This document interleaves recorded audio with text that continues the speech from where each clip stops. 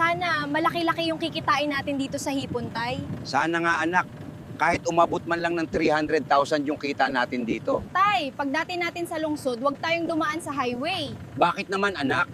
Mas madali tayo makakarating sa merkado pag doon tayo dumaan. May pakiramdam lang ako, Tay, na may nag-aabang sa atin na masama dun na.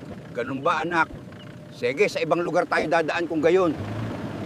Doon pa kundo, nakaalis na po sila. At ang kulay ng sinasakyan nilang delivery truck ay kulay asul.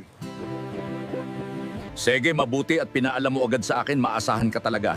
Tatawagan ko muna ang mga bataan nating pulis.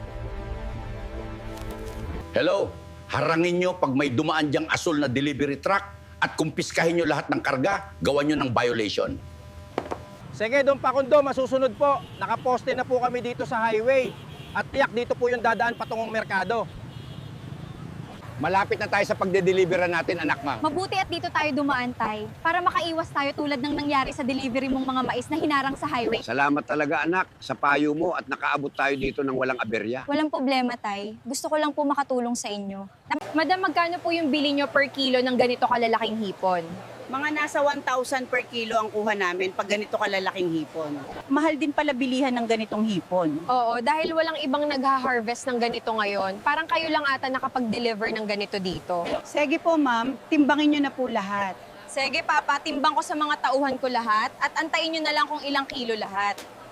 Ilang kilo po lahat ng natimbang ma'am? Nasa higit ko mo lang 350 kilos lahat-lahat. Nasa 350,000 yung babayaran ko sa inyo. Malaki-laki rin pala ang kita ng mga naibenta nating hipon, anak. Kung may harvest pa po kayo, dito nyo na lang po agad i-deliver. Kukunin po namin lahat. Hello, ano na balita? Na-hold nyo na ba yung delivery ng mga hipon ni Nestor na papuntang merkado? Hindi pa po namin nakitang dumaan dito sa highway Don Pakundo. Kanina pa po kami nag-aantay dito. Wala pong asul na sasakyan ang dumaan. To ano?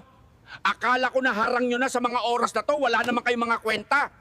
Lumipat kayo, baka nasa ibang kanto dumaa. Pasensya na po, Don Pakundo. Sige po, pupunta kami sa ibang kanto at doon kami maghihintay. Baka doon po dumaan. Marunong ka ng utakan ako, Nestor ah. Humanda ka sa akin. Hindi kita titigilan hanggat hindi napapasakin yung lupain mo. Buti sinundan ko yung dinaanan ng delivery truck. Bubutasan ko yung gulong para hindi kayo makauwi ng bahay. Buti at nabenta natin ng malaki ang mga hipon, Tay. Oo anak, maraming salamat sa'yo. Kung hindi ka sumama, baka hindi umabot sa merkado na naman yung delivery natin. Bakit po bigla tayong napahindi dito sa gitna ng gubat, Tay? Naplat yung gulong anak. Paano kaya natin to papalitan?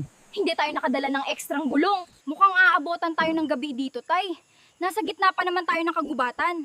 Huwag ka mag-alala anak. Gagawin ko to ng paraan. Si Bagwis nandito anak kang. Bagwis, paano mo kami nahanap dito? Lumipad ka ba galing sa itaas?